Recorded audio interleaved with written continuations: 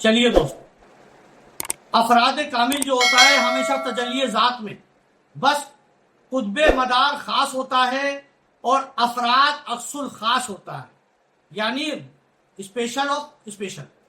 اور بعض اولیاء کرام کو تجلی فعالی نصیب ہوتی ہے اور بعض کو تجلی اسماء اللہ کے نام سے تجلی ملتی ہے اور بعض کو تجلی آثار حاصل ہوتی ہے۔ بس بعض مقام محو ہوشیاری میں ہوتے ہیں، ہوش میں ہوتے ہیں، اور بعض مقام سکر مہدیت یا استغراق میں ہوتے ہیں، اور بعض دونوں میں یعنی کبھی محو اور کبھی سکر کی حالت میں ہوتے ہیں۔ اور اولیاء کرام کے یہ مقامات عالم کثرت میں ہوتے ہیں، لیکن اہل فردانیت کو ان مقامات سے باہر تجلی نصیب ہے،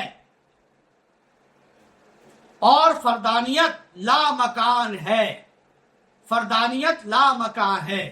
اے محبوب، یہ فقیر انیس نوزادہ سال عالم محو میں رہا، یعنی عالم ہوشیاری میں رہا، اور 21 سال عالم سکر میں رہا، یعنی 9 سال تو عالم ہوشیاری میں رہا، عالم سہو میں رہا۔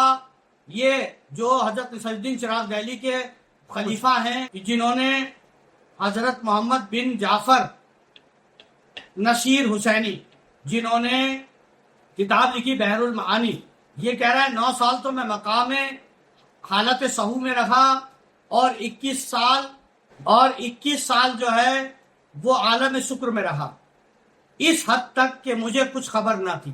21 سال نہ کھایا نہ پیا نہ سوئے، نہ بیٹھے نہ زمین پیٹھ پہ لگائی، کس میں تھے؟ حالت شکر میں۔ لیکن چونکہ شیخ احد تمیمی کے قرب میں رہتا تھا، احد تمیمی کے قرب میں رہتا تھا، ایک یہ بھی مرید ہوں گے شاید خواجہ نصیر چراغ دہلی کے، شیخ احد تمیمی کے قرب میں رہتا تھا، جو کہ قطب اقلیم میں سے تھے، وہ جو 7 کی ایک اقلیم ہوتی ہے نا گروہ، ان قطب میں سے تھے۔ انہوں نے مجھے ان 21 سالوں کی خبر دی۔ احد تمیمی ان کو 21 سال تک دیکھتے رہے کہ وہ عالم حیرانی میں ایسے کھڑے 21 سال سے، نہ کھایا نہ پیا نہ سوئے، نہ کپڑے بدلے نہ نہائے، نہ پیٹھ زمین کے لگائی۔ کنہوں نے؟ حضرت نصیر الدین چراغ دہلی کے خلیفہ، جنہوں نے بحر المعانی لکھی۔ انہوں نے لکھا ہے کہ چونکہ میں حضرت تمیمی کے قریب رہتا تھا، اس لیے مجھے انہوں نے 21 سال کی خبر دی کہ 21 سال تم کس حالت میں تھے۔ لیکن چونکہ شیخ احد تمیمی کے قرب میں رہتا تھا، چونکہ وہ قطب اقلیم میں سے تھے، انہوں نے مجھے ان 21 سالوں کی خبر دی، اور تب مجھے معلوم ہوا کہ اتنا عرصہ میں حالت شکر میں رہا۔ اس مدت کے بعد اپنے پیر کی بدولت چند سال ہوئے ہیں کہ مقام فردانیت میں داخل ہوا ہوں۔ جنہوں نے یہ کتاب لکھی ہے، انہوں نے پڑھ کر نہیں لکھی، اپنے تجربے سے لکھی ہے، یعنی اپنے ایکسپیرینس سے لکھی ہے، اور یہ ہر مقام اور ہر مرتبے پہ رہے ہیں، اور تمام مقام اور مرتبے والوں کی صحبت حاصل کی ہے، اور خود بھگتا بھی ہے 21 سال تک۔ جنہوں نے بحر المعانی لکھی، ان کا نام ہے حضرت محمد بن جعفر نصیر حسینی۔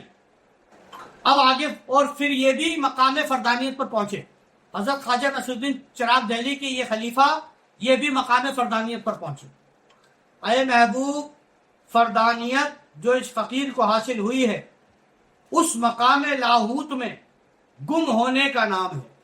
یہ کہہ رہا ہے اپنے مرید سے، جو مجھے مقام فردانیت ملا ہے، جو مجھے مقام فردانیت ملا ہے، اسے مقام لاہوت کہتے ہیں، یعنی اس مقام لاہوت میں گم ہونے کا نام ہے فردانیت۔ اور لاہوت دراصل لا ہوا الا ہو ہے۔ لاہوت کیا ہے؟ لا ہوا الا ہو ہے۔ لاہوت کیا ہے؟ مقام لاہوت کیا ہے؟ عالم لاہوت کیا ہے؟ لا ہوا الا ہو، حرف تا قانون زبان عربی کے مطابق زائد ہے، کیونکہ جب کلام مخلوط ملا جلا کرتے ہیں، کوئی خبر حذف کر دیتے ہیں اور کوئی زیادہ کر دیتے ہیں تاکہ نامحرم لوگوں کو حقیقت حال کا پتہ نہ چلے۔ بس لا ہوا الا ہو میں لا نفی کا ہے، یعنی افراد کے لیے تجلی صفات نہیں، اور ہو اس میں ذات ہے، لہذا لا ہوا الا ہو کا مطلب یہ ہے کہ افراد کے لیے تجلی صفات نہیں، بجز تجلی ذات، یعنی افراد کے لیے تجلی صفات نہیں ہے بلکہ تجلی ذات ہے۔ تجلی صفات نہیں، تجلی ذات، تجلی ذات کے لیے تجلی صفات نہیں بلکہ تجلی ذات ہے۔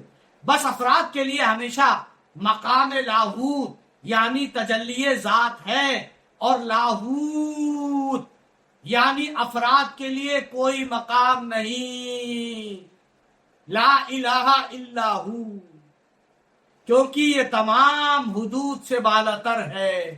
مقام فردانیت لاہوت تمام مقامات سے بالاتر ہے، اور اس لفظ مقام سے جو کہ بیان کیا جاتا ہے، مقام مراد نہیں ہے، مجازن اسے مقام کہا جاتا ہے، لیکن عالم لاہوت کوئی مقام نہیں ہے، لاہو اسے مجازن ڈپلیکیٹ، اسے مجازن مقام کہا جاتا ہے۔ مقام میں لاہوت کوئی مقام ہی نہیں ہے، مقام لاہوت کو مجازن مقام کہا جاتا ہے۔ یہ مقام لاہوت ہے لیکن لاہوت کا کوئی مقام نہیں ہے، اور اچھی طرح سمجھ لے کہ جو کچھ میں بیان کر رہا ہوں مشاہدہ یقین سے بیان کر رہا ہوں، حق الیقین سے بیان کر رہا ہوں۔ اے مرید، اے محبوب، تو جان لے کہ جو میں بیان کر رہا ہوں حق الیقین کے ساتھ بیان کر رہا ہوں، لیکن لاہوت کا کوئی مقام نہیں ہے، اور اچھی طرح سمجھ لے کہ جو کچھ میں بیان کر رہا ہوں مشاہدہ یقین سے بیان کر رہا ہوں، اپنی آنکھوں سے دیکھ کر اور بھگت کے بیان کر رہا ہوں، اور جو کچھ بحر المعانی میں بیان کیا گیا ہے علم الیقین عین الیقین سے نہیں بلکہ حق الیقین سے بیان کیا گیا ہے، مشاہدہ حقیقت حق الیقین سے بیان کیا گیا ہے۔ حق الیقین کیا ہے سمجھ لو، ایک ہوتا ہے عین الیقین، ایک ہوتا ہے علم الیقین، ایک ہوتا ہے عین الیقین، اور ایک ہوتا ہے حق الیقین۔ علم الیقین، عین الیقین، حق الیقین، سلوک میں تین مقام ہیں۔ There are three stages in the path of Sufism اور چشتیزم۔ سلوک میں تین مقام ہیں، علم الیقین، عین الیقین اور حق الیقین۔ عین الیقین یہ ہے کہ آدمی نے آگ نہ دیکھی ہو لیکن اس نے سنا ہو کہ آگ جلاتی ہے۔ عین الیقین یہ ہے کہ اپنی آنکھوں سے آگ دیکھی ہو اور دیکھ لے کہ آگ میں جو ڈالا جاتا ہے اسے جلا دیتی ہے۔ یعنی علم الیقین آگ کے بارے میں سنا کہ ایک آگ ہوتی ہے، اس میں تاپ ہوتا ہے، جلن ہوتی ہے، وہ اورنج کلر کی ہوتی ہے۔ عین الیقین یہ ہے کہ آگ دیکھ لی، اس کی تفویض بھی محسوس کر لی، اس میں کچھ ڈالا گیا تو جل بھی گیا، یہ ہے عین الیقین۔ حق الیقین یہ ہے کہ آگ میں اپنا ہاتھ یا اپنے آپ کو ڈال کر دیکھ لے کس طرح جلاتی ہے۔ علم الیقین آگ کے بارے میں سنا، عین الیقین آگ دیکھ لی اور اس کی تفویض بھی محسوس کر لی۔ حق الیقین اپنا ہاتھ آگ میں ڈال دیا یا اپنے آپ کو آگ میں ڈال دیا، پھر پتا چلا کہ آگ کیسے جلاتی ہے، تو آپ فرما رہے ہیں کہ میں نے حق الیقین سے بحر المعانی لکھی ہے، اس بحر معانی سے نہ یہ قطرہ جدا ہوتا، نہ یہ دنیا بنی ہوتی، نہ یہ عالم بنا ہوتا، پھر تو بندہ کس کو کہتا، پھر تو کس کا خدا ہوتا۔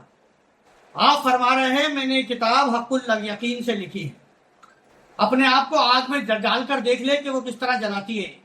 اس طرح جن حضرات کو مقام حق الیقین حاصل ہے، جن حضرات کو مقام حق الیقین حاصل ہے، وہ حق تعالیٰ کے متعلق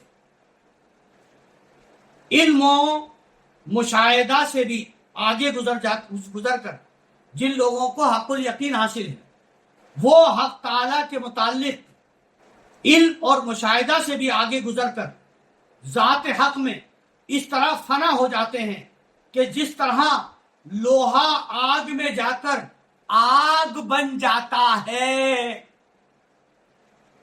جن لوگوں کو حق الیقین حاصل ہے وہ خدا کی ذات میں اس طرح گم ہو جاتے ہیں جیسے لوہا آگ میں جا کر آگ بن جاتا ہے، لوہا نہیں رہتا۔